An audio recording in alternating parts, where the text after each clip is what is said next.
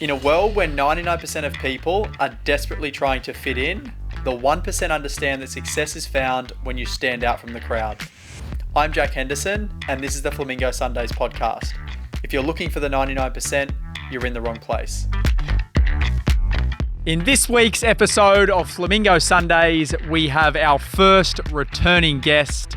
Returning from episode 1 back in early 2020, we have Chris Gray. Now, one of Chris's most notable achievements outside of being an avid property investor, a car collector, a rent vesting connoisseur, is being the official mentor of Jack Henderson. In this episode, we don't go through Chris's journey like we have done in the first episode. So if you do want to listen to Chris's journey, go back and listen to episode 1 first. But this episode, we dive into all things property. So we unpack all things finance, we unpack all things mindset, we unpack all things property investing, property development, renovation, the do's and the don'ts, and 30 years of Chris's experience, even though it does look like he has a lot more than 30 years experience. This is an hour listen, so sit back, enjoy, and get your notepad out to take notes. Chris Gray.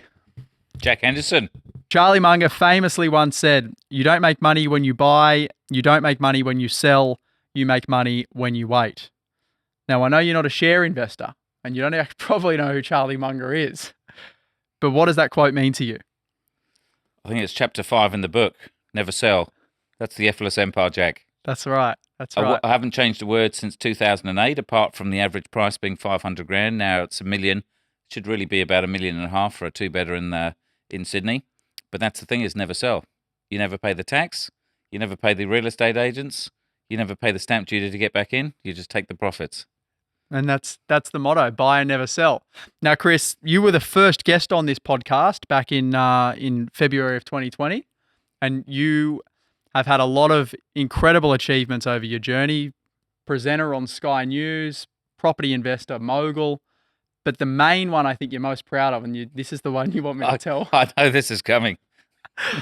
This gets quoted all the time. Jack Henderson's mentor. That's one of the, yeah. Especially when I'm in the media. And I think officially you did it once. You did it for charity. I think you paid a couple of $1,000s for $1,500. I think a child fund thing. Still paying it back. And there was, I think, 10 of us, like the head of Westpac and some seriously big hitters there, plus me. And then I think I felt so sorry for you that you were so young that you really pushed the limits and spent a lot of money. So I took you for lunch. Down at Woolloomooloo. You did, down at Kingsley's on the wharf. Exactly. And I'm pretty sure crab. you would have spent more money on the lunch than I probably spent on the mentoring session. Probably. Mate, we've obviously heard your story a million times. I know your story back to the front. Today, what I wanted to talk about is like keep it really property focused. How old are you now? 65, 52. 70? 52. Yeah. It's been a tough life. And you've been through, what, three or four property cycles now? You've literally spoken to hundreds and hundreds of property experts, professionals, economists, heads of banks on your old show on Sky News. And right now, especially in the property market, if we generalize in Australia, it's a challenging time, mostly mental for most people, right? Because it's the contrarian approach, which you talk about in your book, The Effortless Empire. We'll plug it again there for you, Chris. But for you, I think this is no different, right? You've been through it so many times. You've heard the headlines. You've read the paper. Does this time right now feel different to any other time when there's been uncertainty in the economy? I think when you go through anything in life, at that point in time, it's an absolute nightmare and you can see no upside. Whether you're ill, you've got cancer, you're having trouble with the property market, you're losing your job, your relationships, things like that. But in hindsight, it all disappears. So where you say, I've been through 3 or 4 cycles, look, it's been 30 years. I don't know how many cycles there were. I don't know how many tough times. Because once you move on, it disappears into the past. And so the main philosophy on anything is you've just got to last another day. And you keep doing it, and things can't be bad forever.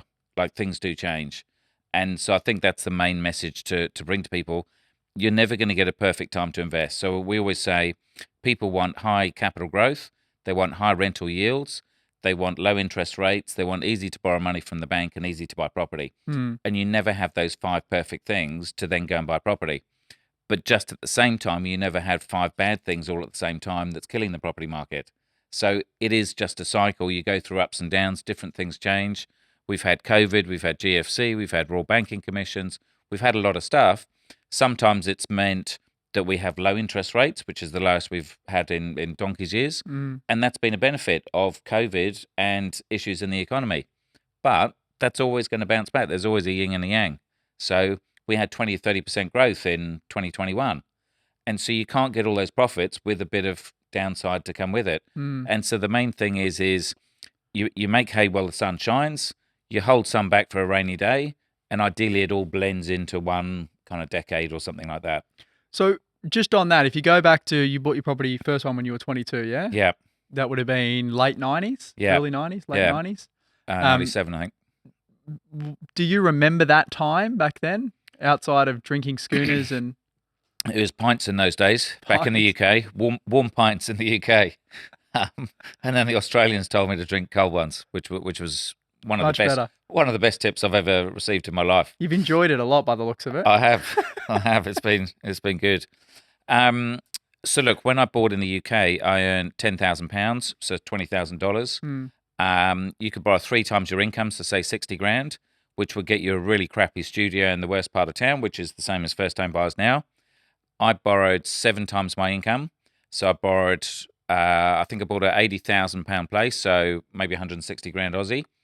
But what I worked out was if I could rent 2 rooms out, the yields in those days were about 12%. And even though I didn't know what a yield was, I just knew that if I rented 2 rooms, the cash would pay for the whole mortgage. And so where people say, oh, it's all right for you in those days, it was like higher rents, it was cheaper interest rates, but there was no education. So I was self-taught. When I bought my first investment at 24, I had to go to BNP, so Banque Nationale de Paris, because none of the English banks knew what investment property was. Like no one knew in the 90s. Because the first one you bought as an owner-occupier. Yeah. I bought an owner-occupier, and then 2 years later, I bought an investment. And so everything was self-taught. And I'd look at a property next to a car park, and I'd think, well, the positive is there's no parties in the car park on a Saturday night, so I'm going to get some sleep. But it's going to be busy during the day. So is that a positive thing or a negative thing? And there's no Google, there's no internet, there's no one to ask. How would you know if that's a good thing or a bad thing? And so that's the tough thing. Whereas these days, there's so much information. If anything, it's gone too far that there's too much information that confuses people. And you have the old analysis paralysis. Yeah. But do you remember when you were building the portfolio, you bought the 2 in the UK and then you moved to Australia, right? Yeah. And then you started building it here. Yeah. One of the times, and you speak about it often in your book, I think it was when you transitioned out of full-time work at Deloitte into, essentially a full-time property investor and started the property business. There was a huge amount of growth happening in the Sydney market at that time, right? I think. Yeah, 20, so that was 30%? early 2000. And again, so I think I had 6 properties worth 3.5 million, so roughly 600 grand each. And for 2 years, they all grew at 100 grand a year each. So effectively 20%. And so I was making 600 grand a year on capital gains, so tax-free. And in those days, it was the good old days. It might have been before your time of the good old low doc loan. The box, tick a box, I can afford 80%, and you could pull 80% of your money out with no financials. That was the good old days. And low docs are still around. They're just much more expensive now. Yeah. What was the transition then? Because like you said, when good times happen, and I don't know if you'd experienced bad times then, but that was the really good times. You probably thought, fuck, I'm a genius here. Yeah. And then after that, I'm assuming, was near GFC. Yeah, so then we moved into the GFC. So GFC was, I think, about 2009, 2010. So again, I pulled equity off the table and then I probably didn't buy for quite a while. And what I realized, because I didn't work for maybe 4 years, is that you suddenly, if you don't work, then you're spending 24/7, so you spend more cash. And then you think, well, okay, now I need to build a secondary income or beyond the rents. So I did my first coaching client to teach people how to do it. And so I think my first year's trading, I turned over 7.5 grand plus GST, or probably not plus GST because you wouldn't be registered.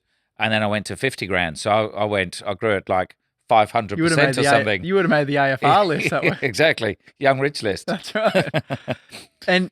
But were they challenging times? So like, I guess what I'm trying to get at is, if I look at my own journey right now, 3 years of extreme growth, grow the portfolio, by a significant amount in percentage terms, and then you come into some more hard times, and all of a sudden you're like, fuck, I wish I would have kept some of that cash for a rainy day. But you're always going to go through that thing. and say the biggest disadvantage I've had personally is I've geared too much and I've gone too hard. Probably much like yourself. Absolutely. But the upside of it is when you get that 20 or 30% growth, you suddenly make 5 million. And so it's a positive and a negative. So I say to clients, look, this is what I'm going through, but you don't have to push it as much as me, because I understand my numbers inside out. My skill is being unemotional, being an accountant, just concentrating on numbers and Excel rather than looking at the properties. And so I can push it more than most.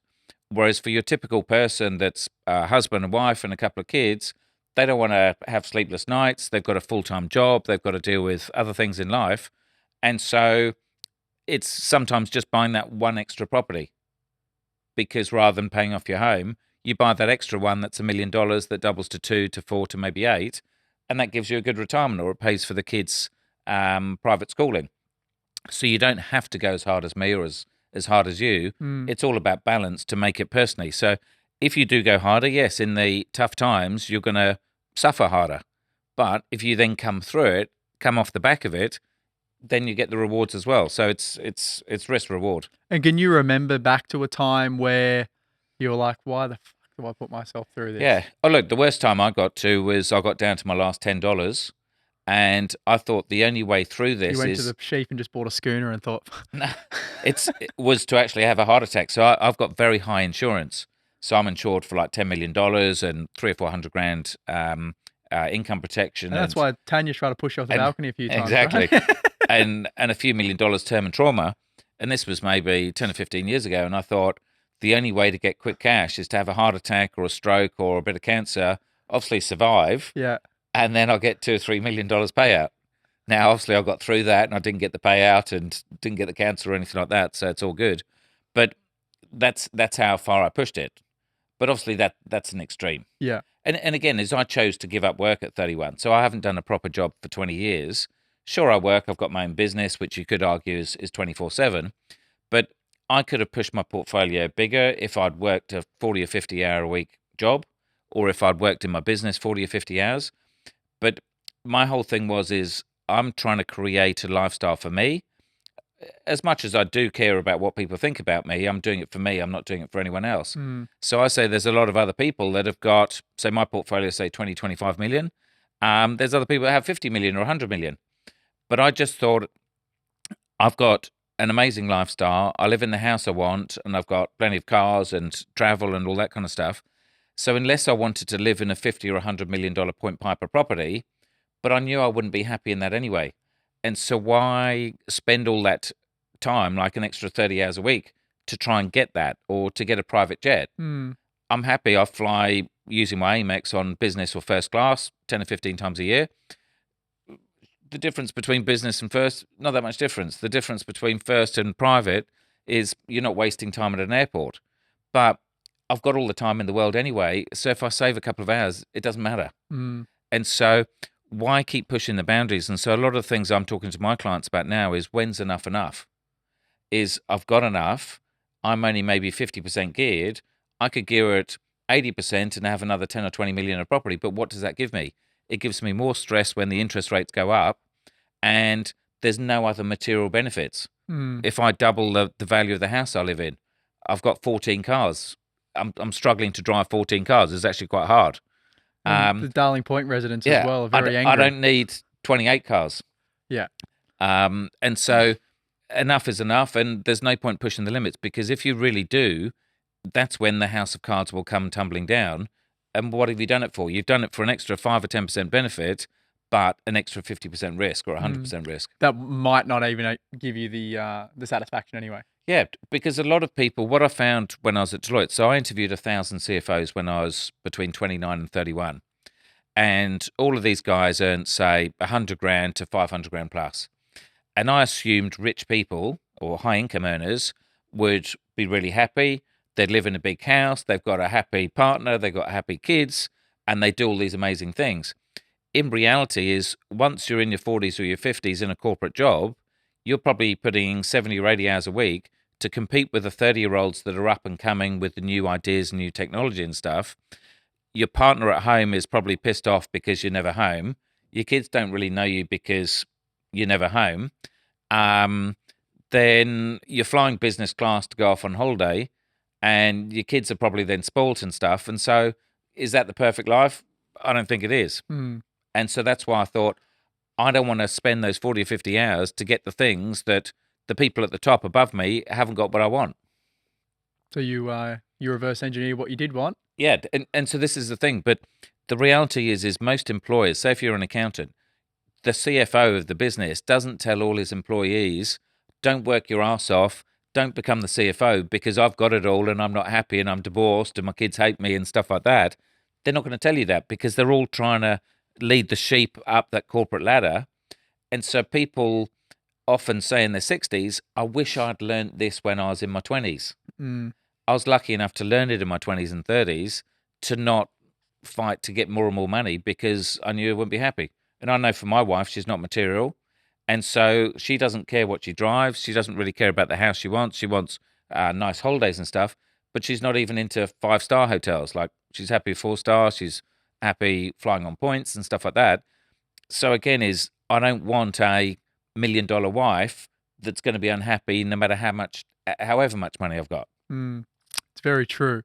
The challenge everyone's having at the moment, property focused, is serviceability, right? They're like, even if you earn a good income, 250, 300, 500 grand a year, it's all relative to how much you earn, how much you spend, and how much Sure. debt you have, right? So we're speaking to people every single day that are going, oh, I earn a good income, and then they speak to the broker, and all of a sudden the broker says, hey, you can borrow $4.80. You would have gone through similar stuff, even though lending was a little bit different, and it has changes when policy changes, or when APRA comes in, or when interest rates go up and they don't change the buffer rates, or whatever it is.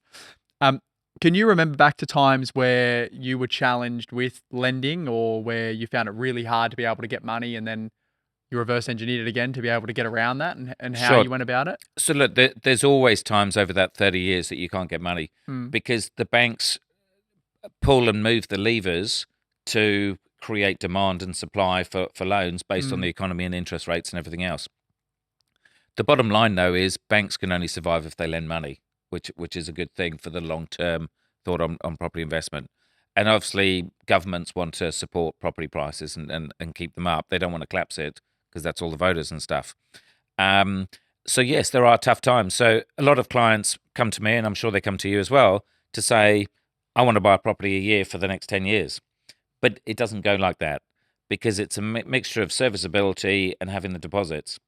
And we know that the property market doesn't grow at 5 or 10% every single year. Sure, it does over the long term in the good suburbs. And so you suddenly get a year, say like 2021, it goes up 20 or 30%. That's when you get your massive deposits.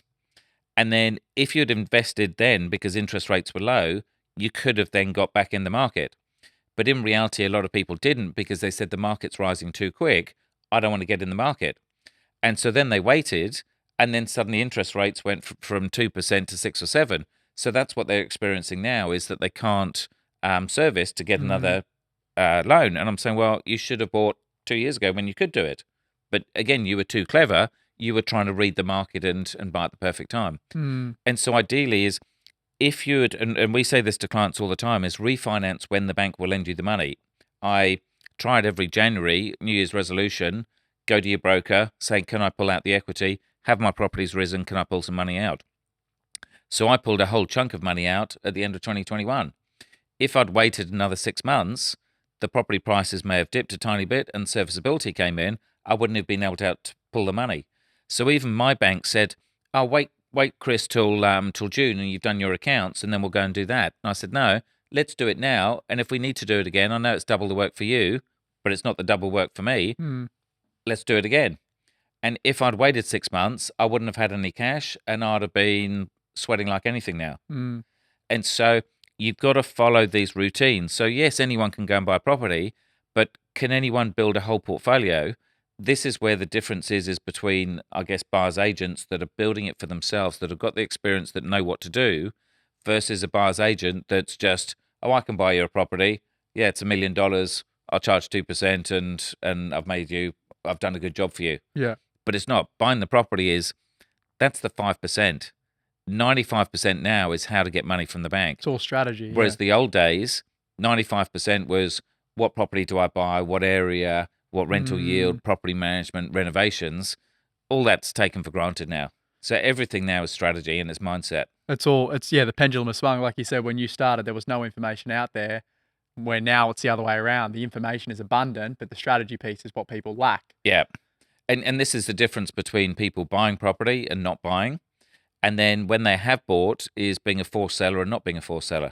And just on that forced seller piece, like we were chatting before we started recording around, getting calls from clients going, oh, the property was costing me 5 or 10 grand a year. Now it's costing me 30 or 40. I'm going to sell, and they start doing high level numbers in their head, like they're going to lose all this money.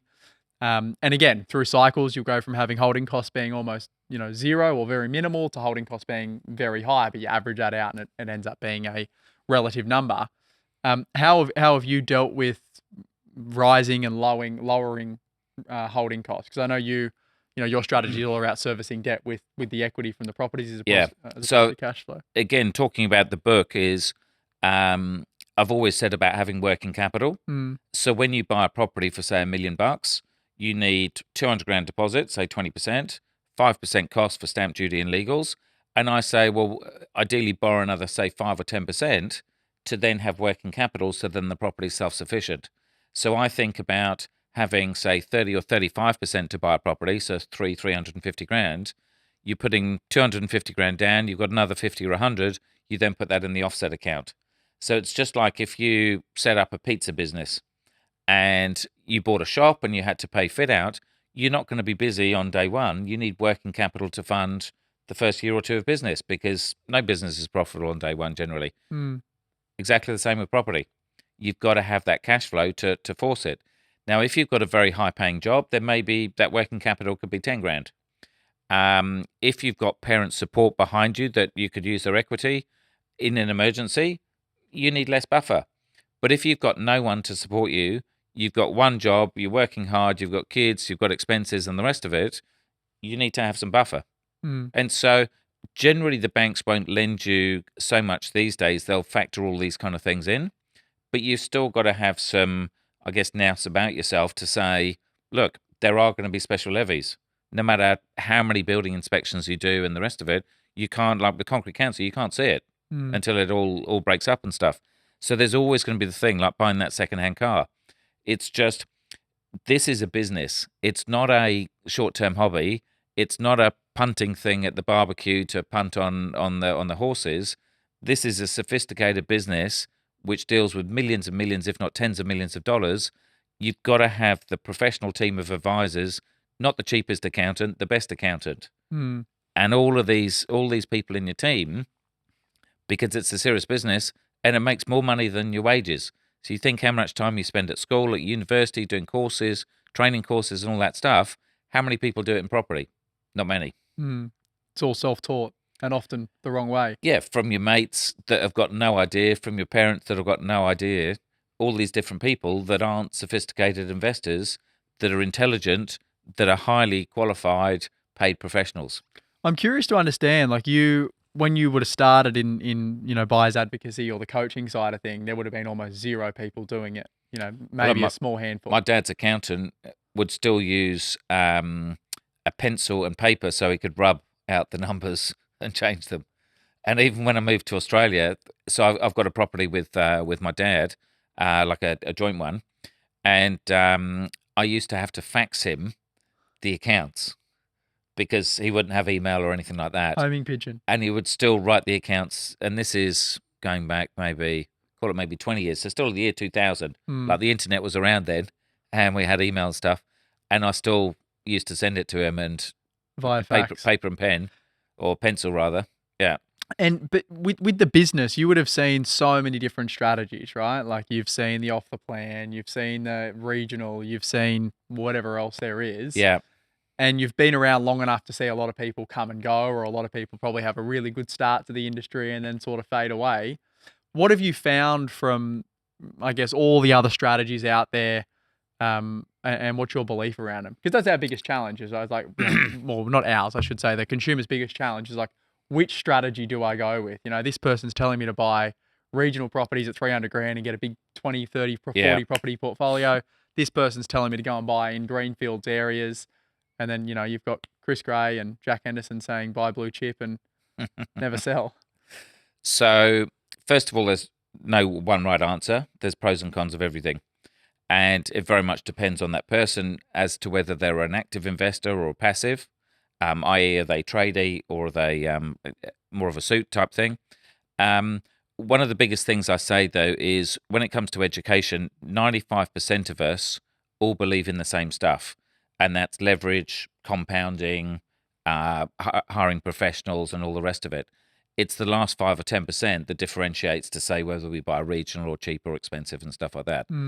Some people have got no choice. So if you're on a limited income, you can't afford to have a property that costs you 10 grand a year. And if you get a property that makes you 10 grand a year, that can change your life and it can increase your standard of living.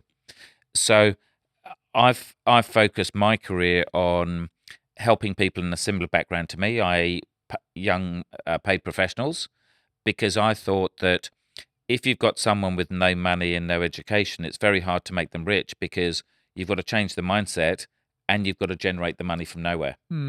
Whereas I'm naturally lazy and I thought it's easier to help wealthy people, high income people, because they've already got the income, they've got the cash, they can get the mortgages, they've got the deposits, but and they're time poor, they just need help putting it into practice, which is easy for me to do because we come from a similar background.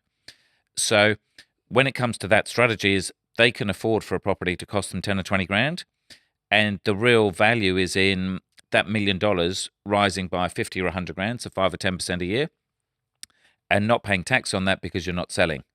And so for a wealthy person, they'd rather have a dollar of capital growth because you don't pay tax on it, and to have a dollar of negative income because then you get tax back. So I believe mathematically that's the right thing for a high income earner that can afford it. Yeah.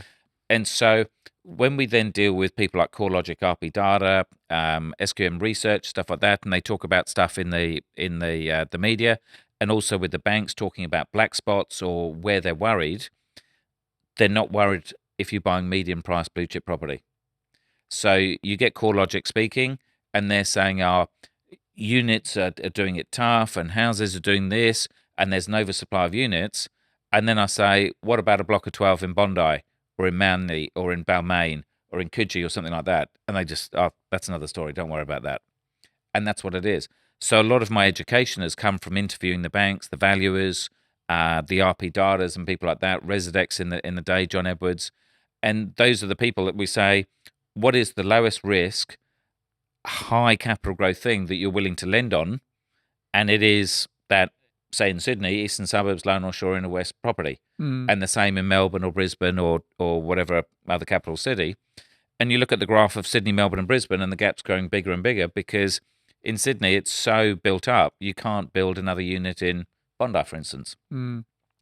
And if a 2-bed is costing 1.5, 2 mil, and people are spending 10, 20, or 30 mil for a penthouse, there's plenty of people that can afford 2 mil for a property. That's right. It's all relative to the demographic. And we've got clients' parents buying the 20-year-old kids' first homes at $2 million, $2.5 million for cash.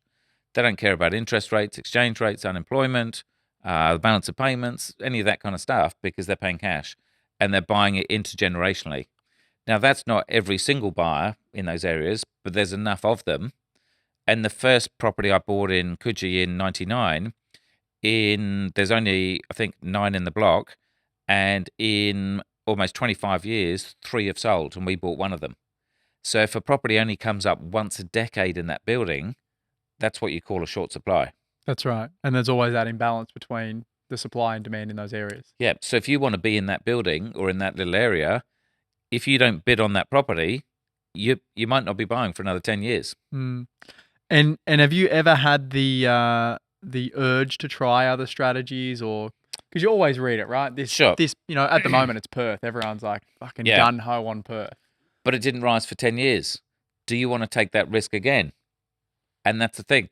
But there'll be buyers agents, there'll be developers, there'll be every spruiker around town saying, yeah, buy in Perth, because they're making money on that transaction, and they can be buying in Perth for 2 or 3 years, and if it doesn't go up for 10 years, they don't care because they made the money. And I'm not saying Perth is a good thing or a bad thing. I'm just saying that's the problem with a one industry town or maybe a few industry town. versus the Sydney, Melbourne, where there's multiple industries. Because in Sydney, I don't think we've had a 10-year lull. Yeah, a lot of people talk about the Sydney market, I think from early 2000s to sort of mid 2000s, it was a very low growth period, but they're generalizing the overall marketplace. Exactly. So in the GFC, so 2010, they said the property market didn't grow, or COVID, it didn't grow. You look at the numbers, it did grow. Like if you look at the graph, in COVID, it grew. And so again, this is an average market. So say we're talking about units and the oversupply. Parramatta, you've got tens of thousands of units. You've got massive development blocks that will be thousands of units. And then you've got a Bondi. And I'll just say Bondi as a general, like whether Everyone it's knows Bondi, yeah. but whether it's in the West or London or Shore, it's the same thing. It's or a Zetland or now down Botany. Meriton's building tens of thousands of apartments around Sydney, but they're not buying them or building them within 500 metres of the beach because you can't. And so that's the massive difference. And that's why you've got to read between the lines of the newspapers. So a lot of people will say, oh, what's the vacancy rate in the areas you buy? And I say, I don't care. Because I know if I've got a 2-bedder or a 1 or 3-bedder with parking in a small block within a K of the beach, and it's in the right condition, I've paid the right price, and I've got the right property manager, it's 0% vacancy or maybe a week. Whereas in the bad times, stuff on the main road in a big block with a crap property manager or self-managed could be 3 months vacancy. What about renovations? I know you've done a few, developments, you've JV'd with people and done renovations. Like what's been your experience with adding value to properties? Sure. So look, it's good, but you can only do it once. Or you can do it again in 20 or 30 years. So one of the best ones I did was we had a block of 7 opposite the beach in Coogee in Dolphin Street. And I bought, how many did I buy? I bought 1 initially and then bought a client out. So I had 3 out of the 7. And my father-in-law had 1 and some other clients had the others. So we controlled the whole block. And we bought, out of that 7, I think we bought maybe 4 or 5 of them off market. So I think actually only 2 went on the market. And I bought those on market. And then we bought the other 5 off market with no one else knowing, and I controlled the whole building within 9 months or something. It was absolute genius. And we then all put in 15 grand each, and so that's 100 grand. And then I took it through council and got a DA to put 2 penthouses on the roof. We just bought one of those. And build a block of units in the back garden. To convert something that close to the beach from 7 to 14 units is unheard of. Like you can't physically do it. And did you go into that building knowing that was possible? So it was a bonus. So I said to all the clients that bought in, right, okay, we're all long-term holders, but if you're coming into this building, you've got to be prepared to stump up the 15 grand and to go through the process to get DA. One of the clients, I think he paid $750 for the penthouses.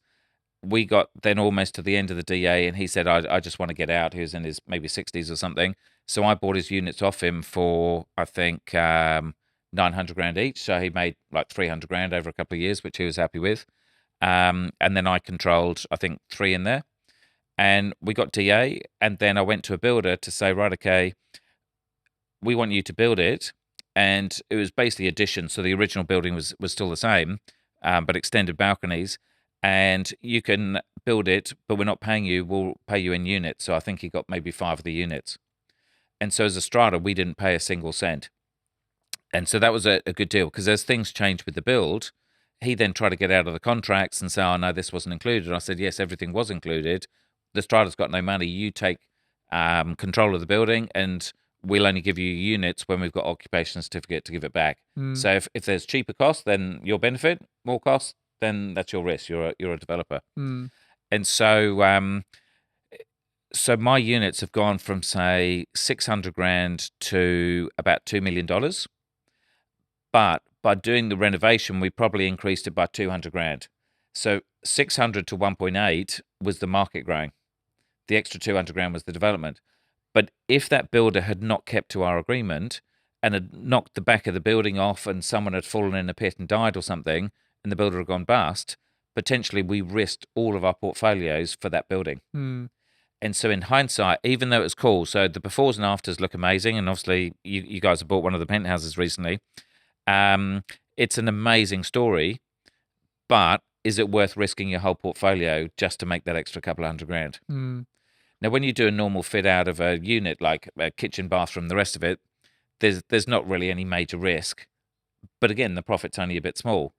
As you get into bigger things, like if you do a knockdown rebuild, and if that goes wrong, your whole portfolio could be at risk. Mm. So it's essentially not risking the house to make a bit of cream, essentially. Yeah, and what you find with developers is they do $1 million project, and that goes successful. Then they do a 2 million, then they do a 4 million, and 8 million, and they keep getting bigger and bigger. And the whole thing is they're betting every single thing on that project, rather than keep doing the same level projects. To say, well, you take money off the table, and even if this $1 million project goes down, I've still kept my other 10 million. Mm. They'll be doing a $10 million project, so they're betting their whole life all the time. And that's why I think developers do go bust, because the market changes. So developers at the moment, they were borrowing at 2 or 3% maybe, and then suddenly the prices came off 10%. So they're getting their $1 million property, they're only selling for 900, or maybe not even selling because there's no buyers. Their interest rate has gone from 2 or 3% to 5 or 6, and there isn't that much fat in developing to make it profitable. Mm. Especially with heaps of variables, right? And all you need is one bank to go nervous. And there's a friend of ours that has done one of the rallies that we've been on.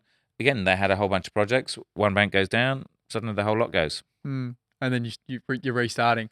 Yeah. And that's something that I talk to clients about all the time is like when you are going into things like that, it's fine to go into them, but I think you still need to have that foundational asset base, which might be 2 or 3 or 4 properties, Yeah. which you don't leverage up to 80 or 90%. You keep that sitting there. And if this thing goes bad, sure, it's going to hurt. Yeah. But you're still going to have these assets to fall back on. Yeah. And so look, I've tried different things. I bought a house and land package up in Queensland before, which we made money on, but it only went 50%, whereas Sydney went 100%. I bought some off the plan that, again, I timed it well that it did rise in value, but I didn't want, that was in the GFC. I didn't want to put down the 20% deposits on $1 million. And so I actually on-sold it for the same price I paid. That's the thing, is you don't know what life's going to be like in a couple of years' time. Mm. And so, sure, play around with some of that stuff. But my learnings from those things, even though I made profits from them, is stick to your knitting. What I'm doing is good and it works. And that's why in my book, I haven't changed since, I think I wrote it in 2008. So it's been 15 years old. We haven't changed a word apart from the median price of properties has gone up. Mm. Because sometimes if something works, like a McDonald's, just keep repeating. And sure, it's not sexy. I haven't been in a lot of my properties for 15 or 20 years, even longer in the UK. But if it goes from 300 or 400 grand to 2 million, who cares what it looks like? A reno would be maybe 100, 150 to gut it. But there's property managers going in every 3 or 6 months to check that it's fine. So again, you just got to have that process, that formula. You've got to stick to it. Hire the professionals. Don't go too cheap. And who cares what my portfolio looks like? I don't go around boasting, saying, I've got that penthouse, this penthouse. Doesn't matter. If I'm making passive money, and ideally I'm making $1 or $2 million a year capital growth for maybe an hour a month, that's fine. Usually chasing people for their special levies, right? Exactly. What's your take on lending? Like lending's the big thing at the moment. Major lenders are very difficult to deal with, especially as self-employed, as I'm discovering. But non-banks now are becoming much more popular. Non-banks require less documentation. They're usually more flexible on the terms they'll lend on, but you just pay a little bit of a premium. Yeah. And like you've said, it all comes in cycles. Sometimes majors are easy to deal with, sometimes they're not. What's your experience been like with different lenders, and when have you taken advantage of maybe lenders that are not as mainstream as your CBAs, NABs, etc.? Short, all their money's the same. I don't care where it comes from. I had one in a bank in the UK that went bust. Best thing ever. Obviously not for the nation and the rest of it, but say I owed them 100,000, and that debt would have got sold on to another bank for probably 20,000. And so they then try and get you to repay it. And I say, I can't afford 100,000. I can afford 80,000. And in reality, that's what happened. I think I negotiated 10 or 20% off. So at one time, I hoped NAB would go bust, but it wouldn't be good for the country. So it's not worth pushing the limits. But that's the thing, is ultimately it doesn't matter. As long as you haven't got your money with the bank, if you've borrowed, it's their problem rather than your problem in a way. But look, it doesn't matter. Everyone says over the years, how come you're borrowing? Like the most I borrowed out was 10.5% for a commercial loan on a block of units I bought. People say, oh, why are you borrowing at 10.5? I can borrow at 7. I said, well, no, you can't for this because it's a whole block of units and they treat it as commercial. But I made $1 million in 3.5 months. Who cares what my interest rate is? Because they wouldn't do the deal because they're concentrating on paying 10% interest rate. Whereas I'm looking at the net profit that I made from the deal, which was $1 million in 3.5 months, and I've still got that block of units 15 years later. It doesn't matter what things cost, it's your net return. And so the same is with accounting fees or whatever else, is look at the net profit that you're making. And if I can borrow an extra $1 million, but it costs me another 1 or 2%, and that $1 million means that either I've then got a buffer to get through these tough times, or I've got more property or more money to buy more property, then if that makes me another 50 or 100 grand a year on a property, who cares if it's cost me another 10 grand? So it's putting it into perspective. The old generation thing from our parents of look after the pennies, pennies will look after the pounds. That's old school thinking, and that's what will send you bust. It's you got to spend money to make money. That really is the thing. So it's all about looking at net numbers. It's regardless of what it costs, as long as same as business, right? As long as there is a profit at the end of the day, and that profit is a calculated risk. Yeah, it makes sense. And so it's like with sales agents. People say, "Oh, I managed to negotiate my sales agent down from 2% to 1.5%. It cost me 15 grand. I've saved 5 grand instead of 20 grand." Yeah, but they sold your property for $1 million, whereas they could have sold it for 1.1. We had a client in COVID that was selling the main family home, and I think the number was he got offered something like 4.9 million, and the agent knocked on his door and said, "I'll only charge you 1.8%, so 10% off." We said, "No, don't do it. We'll never buy at auction, but we'll sell at auction." We gave him the best agent, best marketing campaign, 2% plus GST. He sold it for 5.7 million. He made 800 grand by choosing a better agent, not the cheapest agent.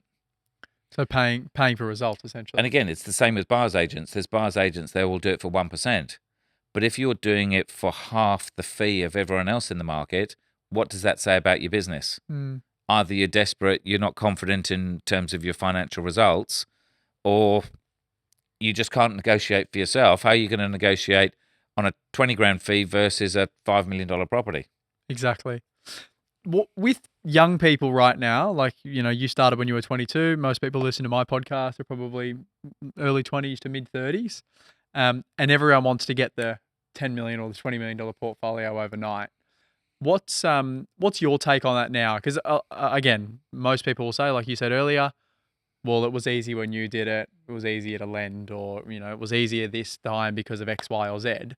You have to deal with the cards that you're dealt with right now. You have to deal with the banks. You have to deal with your borrowing capacity and all the rest of it. But if you were getting started today at 22, how would you do it differently if you were to do it differently in today's environment? So look, I had a young guy come to me, say from Sky News, and he said, this is about 3 or 4 years ago, and he said, I've saved up 10 grand. I'm living at home. I've got no expenses. I go to university and work part-time in the pub. What do you reckon I should do? And I said, this is going to be so against probably what your parents have told you, but well done for saving 10 grand, but that's not going to get you anywhere. I said, go and spend half of that money on a course. And it wasn't my course, it was someone else's. He went and did to build his education. And at the time we were looking at doing, we set up an options fund to option up massive buildings. And I said, you go and do that. And I need someone to go through Excel sheets to run feasibilities for me and stuff like that. If you go and commit to doing that course, I haven't even met you, and I assume you're a nice guy. Do the course, come and see me, and then I'll maybe give you a part-time job just helping me on the side. He went and did that, and he then grew the mentality of how to invest. He then got together with his cousin who had just come out of the army. Between the two of them, they could only afford 375 grand each, which will get you a seriously shit property in the middle of nowhere in places I've never even heard of. You drive through them in the shitbox valley. They invested together and they bought a one-bedder in Vaucluse for 750 grand. That property now is worth maybe 900 or $1 million. I think about a year later, he then became a buyer's agent for our business. He gave up his college and realised that there was a different world, a different way of learning rather than going and studying the books at school. I think a year to 2 years later, he then bought one in Cremorne, a one-bedder by himself for 800 grand. The guy's still, I think, only 23. He earns more money than his other colleagues or other mates that are doing traditional jobs and stuff and doing share trading or whatever else, stockbroking kind of stuff. He's been in the Telegraph twice because, first of all, the first property he bought was when no one else was buying. It was like COVID times. And it was two youngsters at 21 buying a property when no one else was buying. All these clever people weren't buying. And then he did another one, I think, at the end of the COVID. So that's why the Telegraph picked him up. He's now written a book. This is how a 21-year-old can go off and invest in today's thing. So now he's 23. He's got 1.5 properties. Those properties are rising because they're good quality properties.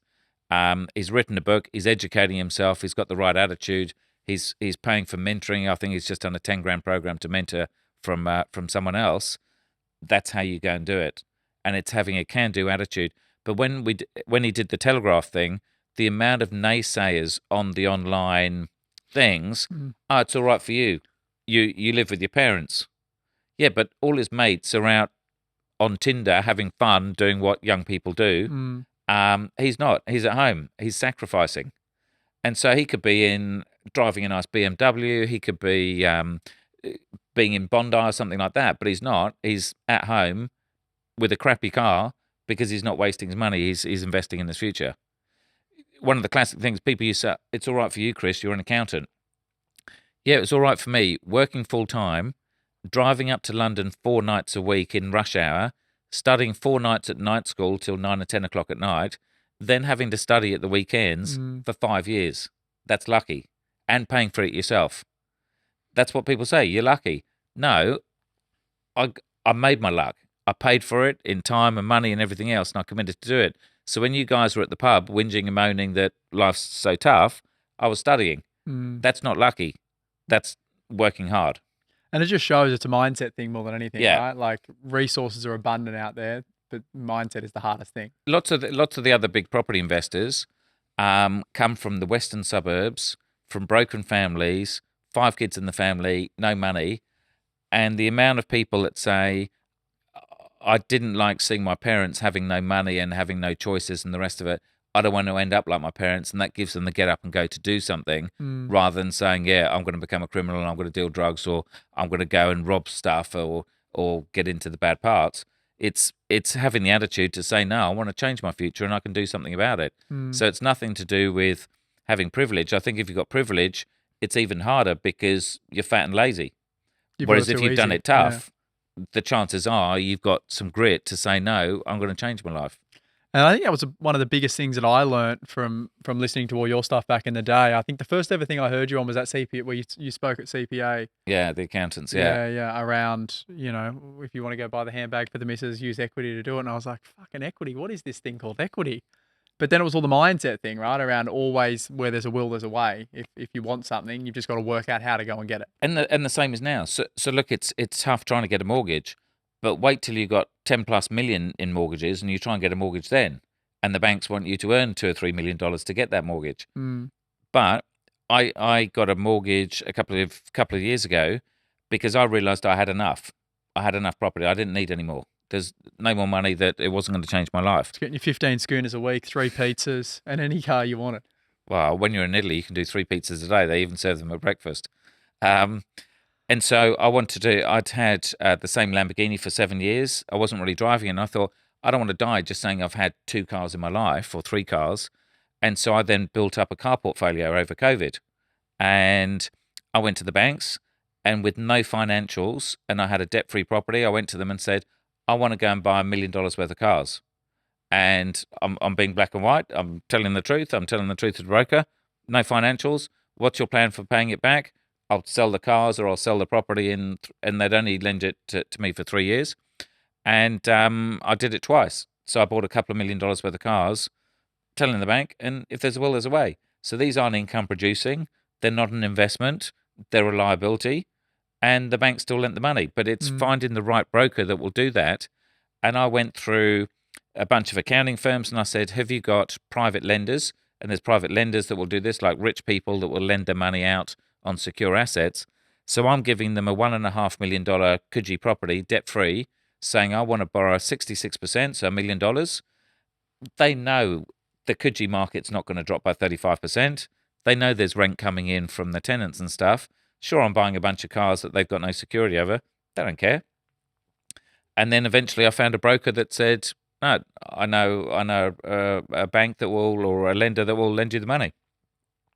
And so I went and bought these cars. And I'm maybe a year and a half in. And either I'll sell the cars or I'll sell the property or I'll just refinance again in 3 years' time. But if there's a will, there's a way. So it's all about being creative. That's the main thing. Yeah, and not saying, can I get a mortgage? How do I get a mortgage? Okay, well, if I can't do these things, well, what are the next things I try? And just not taking no for an answer and trying your clients, trying your advisors, asking questions. And just how do I go about it? The young guy that you mentioned, like he probably couldn't have done something by himself, but then going, okay, well, if I can't do something by myself, who do I need to speak to be able to do something with someone else? Yeah, and so the guy's name's James Brown. So if you just do James Brown property, he'll come up in the Telegraph, and he's got a book. I think I'm trying to think what the name is. It's I'm not sure, but again, is some people won't learn off me because they'll say, "Oh, Chris is dealing with tens of millions, or he deals with super wealthy people." I'm a 20-year-old. I'm not going to learn from Chris. Well, learn from James because sure, he hasn't got millions and millions of property, but he's more likely to be able to tell you the thought process and the mentality he went through to get his properties over the line and stuff. What's the closing words for Mr. Gray? 50. How old are you now? 50. 52. 52. Right. Look after that hair. You might not have it forever. Is that the one, huh? No. Look, when the wind picks up, that's what happens. This is all the stress I've had in my life. But I'm happy to give up my hair to have not really had to work for the last 20 years. So the prime of my life, I've had the flexibility that I can be at home. I see my wife, see my kids, do whatever I want, travel the world. And that's the most valuable thing. So a lot of people think it's having a bigger house or a bigger car or a more expensive car or watches or handbags, whatever you're into. Most of the time, once you've got those and you've ticked that box, which you've ticked it for your friends and family to show off, the shine comes off with it. And again, you've had toys in your life and stuff like that. Once you've had them and you've used them, a year less later, exciting. It's less exciting. And so the main thing is, I think the ultimate wealth is freedom and choice, is to choose what you want to do. Do you want to get up and put a pair of jeans on or a suit? Do you have to turn up to work? Do you have to be anywhere? And ultimately in my life these days, I don't have to do anything. And I choose to do stuff, and I enjoy doing these things and being around people like you, Jack. That's right, you see? Keeps you young again. But it's all about choice and then helping other people. And so the main thing is you've got to go and do it. And no matter what's gone in your past, ultimately it's personal responsibility. You can change it. So don't whinge for the whole of your life that you've done it tough and life's unfair and you got the shit cards drawn to you. You can change anything. It's all attitude. If people have got no money, go to the library. There's a million books there on property investing. There's no excuse for not getting the education and to help to listen to these podcasts. They're free. And so there's no excuse for not doing stuff, and just go off and do it. And I never had any idea that I'd achieve this kind of stuff. I didn't even realize that I'd be able to live in Australia. And so, you never know how far you can go, but it's step by step and be in for the long term, and amazing things happen. How long are we talking? What's long term to you now? Oh, I don't think I'll live that long. So look, when I'm investing, I'm thinking 10 to 30 years. Yeah. So ideally you think of a cycle of 7, 10, 12 years or something like that. But it's just having that attitude of, if you're trying to force the profit that you're going to make a profit within a few months or a few years, the chances are it's going to go wrong because you're going to be buying off the plan, you're going to be developing, you're going to be taking a risk. And in reality is the chances are something will go wrong unless you've got that experience. So I do it for 30 years. I still don't do major development stuff because I've just seen the other side. Sure, some people are worth hundreds and hundreds of millions, like the young, was it Tim Gurner and stuff like that? But most people aren't like that. And so just buy that one extra property. When people buy their own homes, they generally do well. So worst case, just buy a second home. But as soon as they go into investing, they buy off the plan, they buy regionally, they buy overseas, because they're punting and they take a risk. Buy what's good for someone else like you, and the chances are you're not going to go too far wrong. Words of wisdom. Thank you for having me, You're Jack. wise beyond your years. You're talking Exactly. like a 75-year-old, Mr. Gray. Oh, no. Sometimes I'm surprised myself when I listen to myself. Very good, Mr. Gray. Thank you very much. It's been a pleasure.